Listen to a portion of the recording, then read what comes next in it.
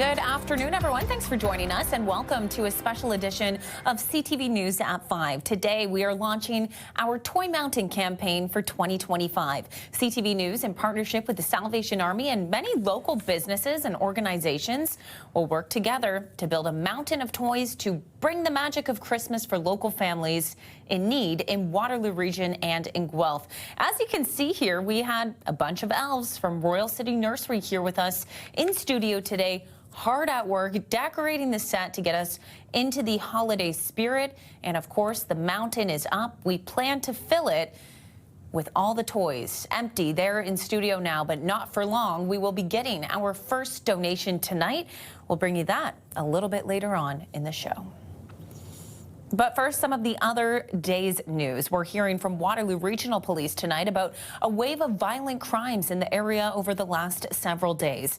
Let's head over to CTV's Tony Grace with more. Tony. Well, Leanne, those crimes include guns being fired from vehicles at a busy intersection, a targeted shooting that left a Cambridge home riddled with bullet holes, and some armed robberies. Today, we heard from Inspector Kyle Lambert at Waterloo Regional Police. It's not believed any of these incidents are related, and the number of shootings so far this year is down compared to last, but it's still cause for concern. We've had 16 shootings this year. At this time last year, we had 19. So we are below what we had last year. That being said, we've had, 2 in a short period of time. So obviously there's concern, and that causes concern for the community. We'll hear from CTV's Krista Simpson coming up at 6. And major developments tonight in the case of former Canadian Olympian Ryan Wedding. The U.S. Department of Justice says Wedding ordered the murder of a key witness in the case against him on the advice of his Toronto area lawyer. Wedding is accused of bringing large amounts of cocaine into the U.S. and Canada. Today, the U.S. Attorney General said Wedding controls one of the most prolific and violent drug trafficking organizations in the world. Today, we're unsealing a new indictment, charging Wedding with 2 additional counts of witness tampering and intimidation, murder, money laundering, and drug trafficking. And we should note Wedding is still at large, but in unsealing that indictment today, the Department of Justice announced a total of 10 suspects, 7 of whom are Canadians, were arrested today in phase 2 of a major investigation. We'll have a lot more on that coming up at 6. For now, Leanne, I'll send it back over to you. Okay, Tony, thanks very much. A warning has been issued after a jogger was bit by a coyote at the University of Waterloo campus. UW says it happened last Wednesday. A woman was running along the pathway between the Health Services Building and Ron Edith Village around 6:15 p.m. when she was bit by the coyote. She escaped after kicking the animal. She reported the incident and went to hospital for treatment and recommended shots. Public Health asks people to report animal bites to them so they can follow up. They say it's important to seek medical attention right away due to the risk of rabies. So rabies can be spread when an infected animal either comes in contact with a human through a bite or through saliva that comes in contact with a scratch or an open wound. At 6, CTV's Heather Centerin will hear from students on campus. Okay, as mentioned, Toy Mountain is back, and today we're launching our annual campaign in support of the Salvation Army, helping bring Christmas joy to thousands of kids and teens right across Waterloo region. CTV's Alex Pinto joins us live from the Canadian Tire on Pine Bush Road in Cambridge. Alex, this is the official kickoff. It is. So today is launch day, a very exciting day for us here as we get ready to, over the next month or so, enjoy this Toy Mountain campaign. And there's lots of exciting guests and remotes that we're going to be doing as well throughout the hour as well. But like you mentioned, Leanne, we are here at the Canadian Tire on Pine Bush Road in Cambridge, and take a look at this incredible setup. It is feeling festive. That is for sure. We're here with our friends from 105.3 Virgin Radio and Bounce Radio as well. We've also got the Christmas toy drive donation bin over there as well, as we get ready to, hopefully we see people just dropping off toys for kids and teens, of course, in our community. So yes, Toy Mountain back for another year in collaboration with the Salvation Army. We are collecting toys for kids and teens in need in Waterloo region as well as Guelph. Really every child and teen deserves to open a gift on Christmas morning, and we need your help this year as well. So this is just one of several locations where you can drop off a toy. Donating in general is easier than ever as well. You can text KIDS to 30333 to make a $10 donation, donate directly to the Salvation Army, or again, drop off a new unwrapped toy at participating locations. So these locations include all the Canadian Tires in the city of Kitchener, Waterloo, Cambridge, Guelph, and Elmira. Goman's Appliances on King Street East in the city of Kitchener as well. And the Cora Group at the Evolve 1 building in the city of Waterloo. That is on West Graham Way. We, of course, have all this over on our website as well, ctvnewskitchener.ca. Now, when we look at current conditions, yes, we might be inside, but it was a beautiful day outside today. As we look at our satellite and radar map, we saw nice blue sky. That sun was shining, plenty of vitamin D to enjoy. Mainly clear conditions as we get into your rest of the evening and even into the overnight. Tomorrow expected to see, again, that mix of sun and cloud. But we'll get into that just a little bit later. Temperature-wise, we're currently sitting at 3 degrees here in Kitchener-Waterloo. 4 if you are joining us from Goderich. 5 in Sarnia this hour. So many of us still in that single-digit territory, but pretty close to seasonal for this time of year. But yes, the official Toy Mountain campaign officially kicking off tonight, and it's going to be a very, very exciting month. We're going to be here over the next couple of hours, Leanne, so I'll send it back over to you for now. Festive in there at the Canadian Tire on Pine Bush. Love it, and we will talk to you soon. All right, we'll tell you what you need to know as we head to break. The 2025 CPKC holiday train will tour Canada and the U.S. November 19th through December 21st. It's all to raise money, food, and awareness to support food banks ahead of the holiday season. And the train set to make a stop locally November 21st. The full schedule available online.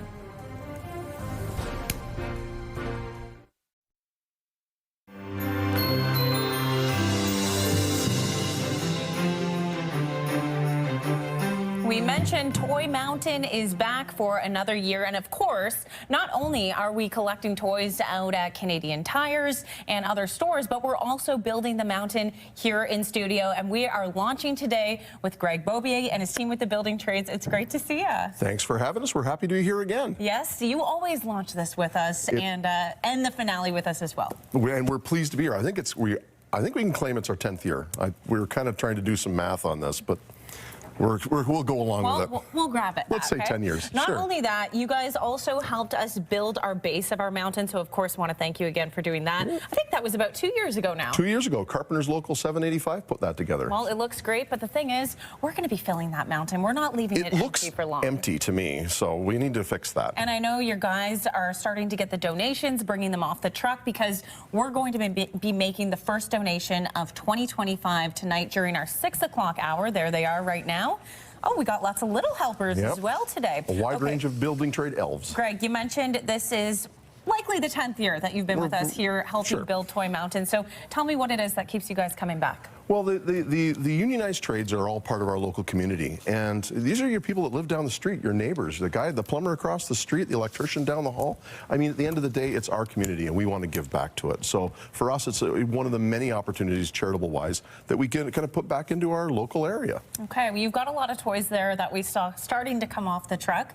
What's the campaign been like this year for you guys? It's been fantastic. We start planning this mid-summer, so we start putting it out to the guys and raising funds as well as kind of putting out to the membership that this is what we're doing, and anybody want to participate, and the members dig deep. So what are some of the toys that you've gathered this year? Oh, I don't want to give away all the secrets, but we try to get stuff for all age ranges. And I mean, the whole point of Toy Mountain, it's not just little kid toys like Hot Wheels, it's also gift cards and other things of that nature. So we do want things that are bigger because, yes, it takes up more space on the mountain, but we're happy to actually kind of find whatever we can get. Yes, and we have lots of boxes there coming in. You got lots of young helpers this year. Yes, we did. Well, we asked the member who can come down. I think it was actually, it's a Boilermaker right there. Oh, nice. But yes, they brought the kids along with them, so we put it out because again we're a unionized family, so that's the whole point of kind of come up with this. So if nothing else, we bring out the kids for this. When you talk about Toy Mountain to other people, of course you're a big champion for it. When you're trying to get people involved, what is your messaging that you send to new people coming in to participate? To be frankly honest, there's not a lot of messaging to it. This group of the larger large group of the building trades as a whole knows and is used to giving back to their community. We participate in a lot of charitable efforts, and so in this case, it's just we have a call. This is coming out. How do we raise funds? And we let the different membership identify what they want to participate in. Is it the food bank? Is it local donations? Is it separate little charities? And today, it's Toy Mountain. It's giving back for Christmas. It's perfect. Well, Greg, it's great to have you back here in studio with us again to kick off Toy Mountain 2025. Of course, thanks for having us. Your team making the first donation on the mountain tonight. Stay tuned during the 6 o'clock show for that. So we'll see you again soon. Thank you. All right, stay with us. We'll be right back.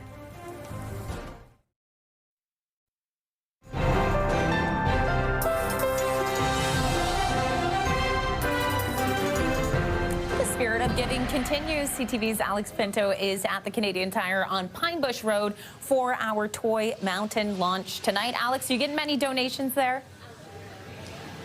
We're actually starting to get a few, Leanne, in the donation bin already, and it's launch day, day one, which is already pretty impressive. I'm joined live now by Major Danette Woods with the Salvation Army Cambridge. Thank you so much for taking the time to chat with us tonight. My pleasure. So a very exciting day. Like we said, it is launch day. Can you chat a bit about the overall goal and what it's like for you to see the community coming together? It is so fabulous to see when the community comes together to support the community. And when we think about the toys that we collect for the children of this community, we anticipate, you know, servicing thousands of children, and so when we see the community stepping up to help in that way, it's a phenomenal feeling. It's a wonderful feeling. We're already noticing, like we said, a couple of donations in this bin already, but we also want to talk about teens, what people can do in terms of donating to teenagers in the community as well. For sure, and it's something that a lot of people ask us because we do provide toys up to 16 years old. So some people say, well, what can you get for a teenager? Well, we say, you know, for the boys, maybe the sports equipment. For girls, Sephora gift cards is a big thing, obviously, things like that, or bath sets or blankets and things like that. Sometimes fleece blankets is loved by teenage girls. So there's different things like that. It could be pretty much like anything that really helps. That a teenager loves, yeah. And quickly before we go to that, I want to ask too about volunteers and the need for volunteers. Is that something that you are still looking for at this time? Absolutely. We have volunteers who come into, we refer to our it's a toy shop for us because our families pick the gifts that they know that their children would like. So we need volunteers who go around with the families to help them to collect their toys.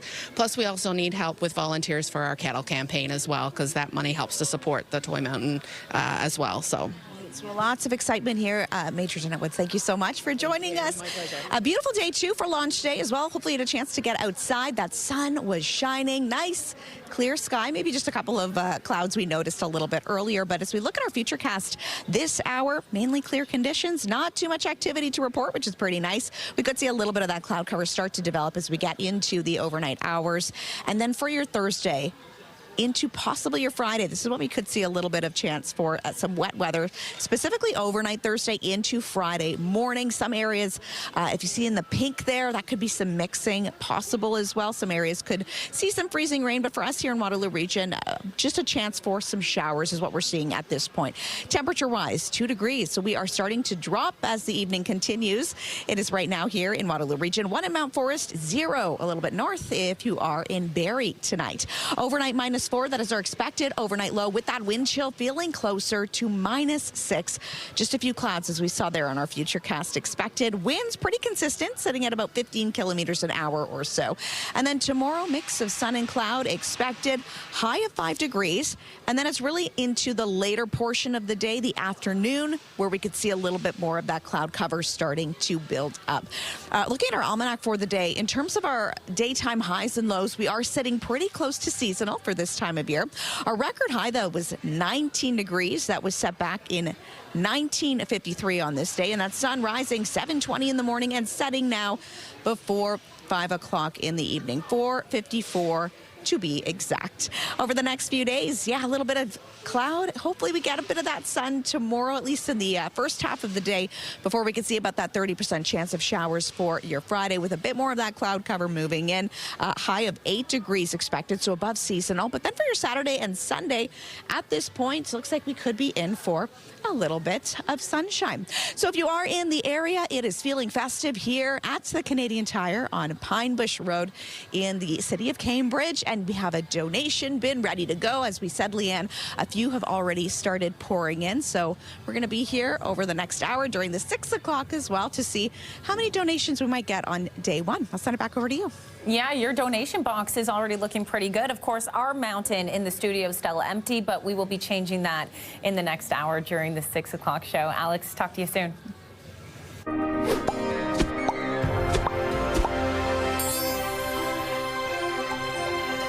Congratulations to the University of Guelph men's rugby team, who captured the school's first national title over the weekend. The Griffins have been a powerhouse in the OUA, but this is the first national championship after 6 previous attempts. Team captain and player of the game, Kobe Foss, says it was a storybook ending for his university career. Just a ton of relief and obviously just joy. I think it's such a grind every year, like getting down to the nationals, and normally pretty cold, your body's pretty banged up, and to battle through the short turnarounds to actually make it to a final this year and get the job done, I think it was something we've been working towards for as long as I've been here. Guelph defeated the host school, ETS, in Montreal by a score of 18-13. CTV's Jeff Pickle brings us the full story at 6. And the Battle of Highway 7 took the ice last night. The Kitchener Rangers facing off against the Guelph Storm at the Odd, with the Rangers taking the lead early in the second period. Top falls down. Here's Romano. Romano tries to kick it. Elena shot, score! Luke Elena notched the first goal, while Cameron Arquette gave one to give the Rangers a 2-0 lead in the third. The Storm slashed the lead in half with a point from Ethan McDema, but the Rangers sealed their fate with a goal less than 2 minutes before the buzzer. The final, 3-1 for Kitchener. On Friday, the Rangers host Ottawa, while the Storm face off against the Owen Sound at the Sleeman Centre. Still ahead on CTV News at 5, new research from Guelph. Helping pugs live their best lives and breathe easy. More on the new technology next. And here's what you need to know. You can head over to the museum in downtown Kitchener. Actually, we have the Waterloo Central Railway here. Santa's Nightcap Festive Spirits Flyer. It's happening November 21st for those 19 and older in St. Jacobs. Stay with us. Welcome back as we take a look at tonight's digital dive. A Brantford school was briefly placed in lockdown today. It came after police received a report of an unwanted person inside the building. No weapons were involved, and police said there was no threat to student safety. You can read more about that investigation on our website. Scan the QR code or go to ctvnewskitchener.ca.